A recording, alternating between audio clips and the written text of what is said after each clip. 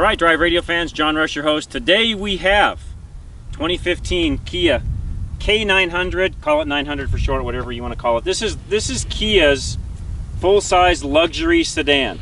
And you're thinking, I didn't know Kia even made a full-size luxury sedan. You know, really, it's a fairly new car to them. I believe it came out and debuted in 2014. Don't quote me on that, I need to check my facts, but it's only been out a year or two at most. Not all dealers carry the 900, which I didn't know until just the other day. They have to be specially trained on how to work on this particular vehicle, so you're not going to find every Kia dealer selling the 900. Again, because this is a new car to the American Kia dealers, being a 900 car. So again, full-size luxury sedan. This car retails out, this very car, a little over $66,000, which, yeah, that's a lot of money, but it's a Kia that, comparatively speaking, cars that it's competing with are going to be somewhere in the $75,000 to $90,000 range. I don't have time to get into all the details of what those cars are. Most of you can figure that out for yourselves. But if you're looking for a less expensive full-size luxury car, full-size luxury car, this would be the car to own. Fantastic car. By the way, beautiful lines, really like it. My son went through, Richard, who's behind the camera now, through the short review, which you can also see, talked about some of the things that he particularly liked. I actually like this car. Just went on a 1,400-mile road trip, went all the way down to Arkansas and back. The car averaged 25 miles to the gallon. Way down was 27. On the way back up with some headwind was 24.5, so I averaged right around 25 miles to the gallon in the car. Very, very nice, luxurious car. 400 horsepower engine, plenty of speed. There was one point in time where I was trying to pull into traffic on one of the on-ramps. Got on it, looked down, before I knew it, I was doing 90. I'm like, whoa, better back that off or I'm going to get a ticket. But anyways, really, really nice car. Runs well. It'll squeal the tires. The car just works and handles really well. We're going to go for a drive. Stay with us. We'll come back and do the interior. All right, folks, driving portion, Kia 900.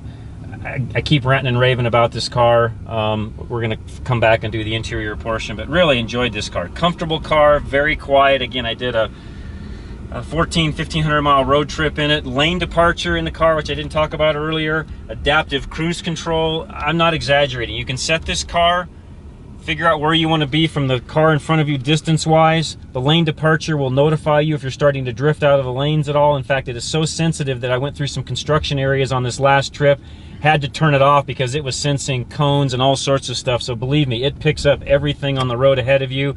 Comfortable ride.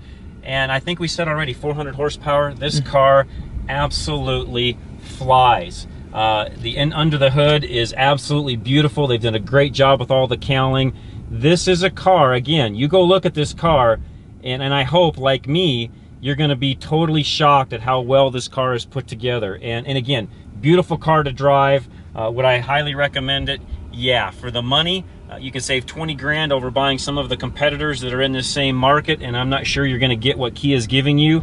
Kia's going to be a heavy hitter. They're bringing their game, and this car is going to change the pace, I think, for Kia and how people view them. This is no longer just a regular generic, entry-level brand. This car is going to set Kia apart and show people that they can build a very high-end luxury car. So with that, stay with us. We're going to go to the interior. All right, interior portion of this car, 900 again. Trunk space, and as I just said, I took a trip. Kia allowed me to take a nice long trip in it, which was really nice. Huge, spacious trunk. This is enough room for several full-size suitcases, golf clubs, whatever you want to put into it. Automatic trunk, all nice and padded, which keeps the car nice and quiet. Hit the button, it's going to automatically go down. You can unlock and lock the car from inside, from the trunk portion there also. So suck shut on the trunk. Nice dual exhaust we talked about earlier. Again, back seat, huge back seat. Had people riding in it, and again, this seat is all the way back.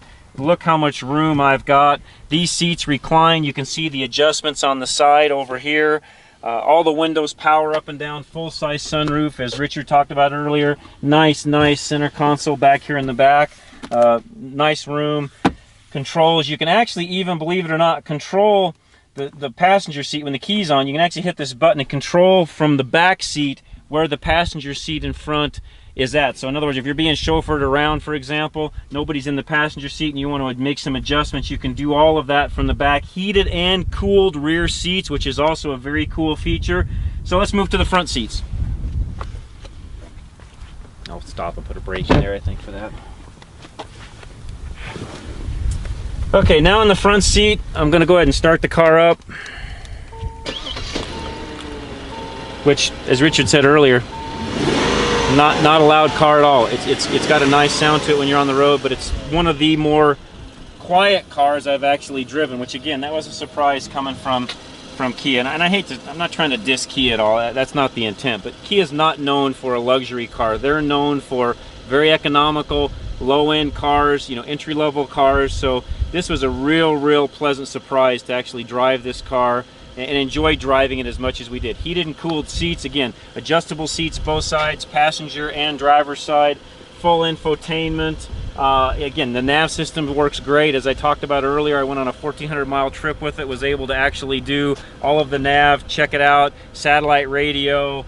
It's got everything in it you can imagine. We've driven a lot of cars, again, that are 20 grand higher priced than this car, that don't come with a lot of the standard features that this car comes with. So the $6,000 additional luxury package on this is well worth having. The heads-up display, by the way, is a very cool feature, which typically is another add-on price on a luxury car. Sound system in this car is great. Again, I can't say enough positives about this car. I was pleasantly shocked. I was not looking forward to this drive, I'll be honest with you. Once I got in the car, I was shocked.